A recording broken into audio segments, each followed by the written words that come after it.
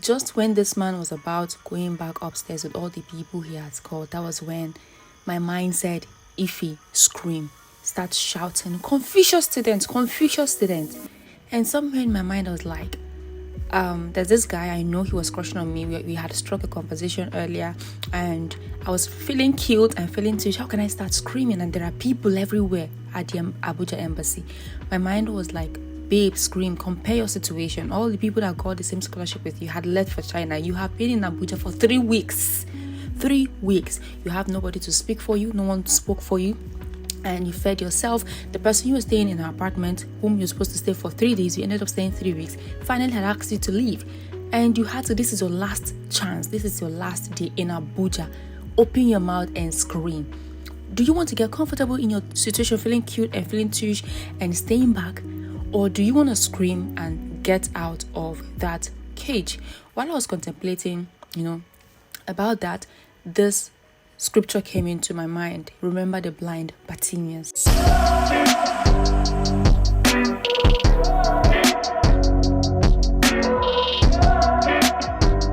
If you have not subscribed, do well to hit the subscribe button. If you're new here, you're welcome. Back to my story. At this point, I went to Abuja embassy. When I was planning to come to China, I went to Abuja embassy to process my visa, to even get an appointment. I got the Confucius scholarship. That was what brought me to China, and most of my colleagues who got the admission, who got the scholarships, had already left for China. They were already done with their visa thing, and it was as though I was the only person who was left, in the entire situation. These people, many of them left in August, and this was October, and I've not even gotten an appointment at the embassy. And I had spent 3 weeks with this lady in her apartment, in her house in Abuja. I was supposed to stay there for 3 weeks. 3 days rather. I ended up staying in her apartment for 3 weeks, and on that fateful Friday, she just told me that she asked me to leave. She said in a polite way, she said she was going to travel, but you and I know now that when someone tells you they want to travel, there was no sign of her wanting to travel that day. But she told me that I needed to just have to go, and I really respect her. Even though I fed myself for the 3 weeks, I took care of myself, and I only had her apartment to stay, and I tried to keep it clean. I was a good girl, but I just had to go because for goodness sake, respect her privacy. He said 3 days and you ended up staying 3 weeks. So I really want to thank you. If you ever see this video, thank you so much. I thanked her and I packed my bag and I went to the embassy. I called my dad. I was tired, I was crying. My dad said if I try that Friday, if it doesn't work, I should just come back home. I started thinking, how will I start going back to Anambra all the way from Abuja? And I didn't have a choice. I called my fiance at that time. He was already in China.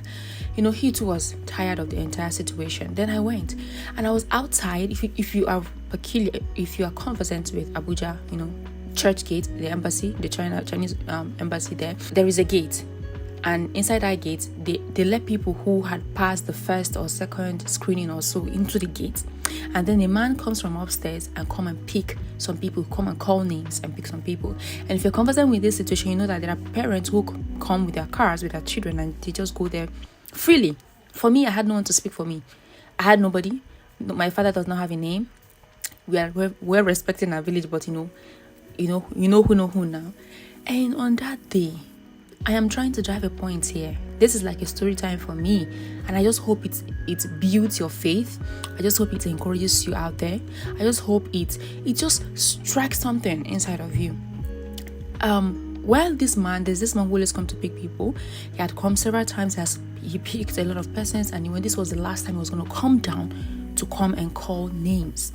When he was coming down, my spirit said, he came down, my spirit was like, Ify, scream, shout, you're a Confucius student from the outside. Let him hear you. The other mind was like, if you shout now and he didn't pick you, people will start laughing at you. The other mind was like, what if you shout now and he tells you that you don't have an appointment, or even acts like though he doesn't hear you, what will you do? Moreover, there were a lot of people outside. The other mind was like, girl, there's this cute guy by your side and he likes you, so how will you start shouting and screaming?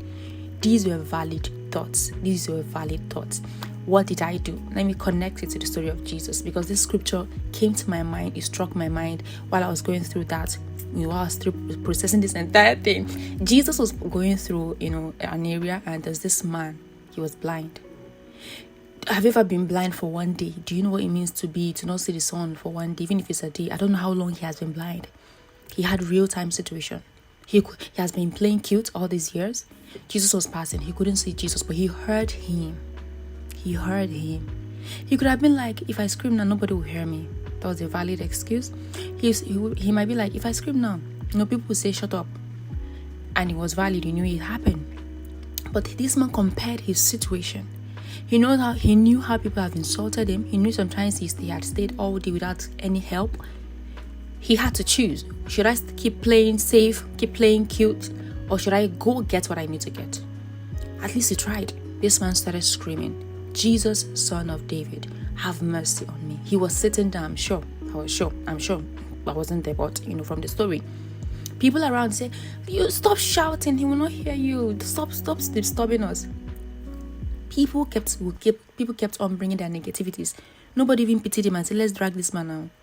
No one spoke for him. No one was speaking for me. No one spoke for me. But the Bible said he even shouted louder. He shouted even louder. And that was what happened for me. My spirit nudged me, and this man was already done calling all the people. He was done calling all the people. He was about to take them upstairs. My spirit kept nudging me. He said, Ify, scream. Ify, scream. And that was when I opened my mouth and started shouting, Confucius student! I didn't mind everyone started looking at me. Even the cute guy, the guy was crushing on me. I kept screaming, Confucius students, Confucius students, Confucius students. And then he was already going. Somehow, by the mercies of God, this man heard it. And he turned immediately. He was like, Confucius student, who is that person? I said, Samuel, it's me. If at this point you've not subscribed, my sister, you're not trying. My brother, you're not trying. Please hit the subscribe button, okay? Let me know your thoughts in the comment section. If you've been in China, or you've been traveled, if you've jet lagged and you've traveled before, tell me your experience. I really want to hear your experience. Back to my story. The blind Bartimaeus. Jesus called him and he went to Jesus, of course. Jesus called him. Jesus said, come. Jesus clearly knew this man was blind. You cannot tell me anything. Jesus was seeing this man was blind. And he still asked the man to come. Happen. So which means you have done the work. You still have to apply faith. You have applied faith by screaming. You have to do the work by taking a leap. The blind man, though he couldn't see, he had to take that leap. He stood up and he went to Jesus. And it was when he was standing. That was when people started saying, the master is calling you. The master is calling you. And I'm sure some persons followed him from there so that the master would touch Jesus.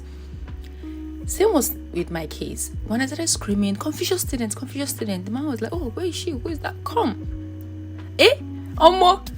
Other people started screaming Confucius students with me. He asked me, are you a Confucius student? I said yes, and I was at the back. I came through, they made a way for me. Two other ladies who were not even going to China with me. Two other ladies started screaming Confucius students, and the truth is, they were not Confucius students. And this man did not only pick me, he also picked these two other ladies. And that was how we went upstairs. I was shocked. I just saw literally faith work. I was frustrated, I was tired, I had nowhere to go. My plan was that night I was going to go to my church headquarters at Jabi in Abuja and sleep so that the next morning I would take the morning bus back to Anambra State and give up this entire journey. But this was where God came for me. He came through for me at the last hour, the God of 11th hour. And that was how I was interviewed. And that was how the next Thursday I was asked to come to pick my passport. And that was how I picked my passport and I'm here in China. And that was how God has been doing it from a step to the other. And that was how the blind Bartimaeus started saying again, what are you doing? It's a question.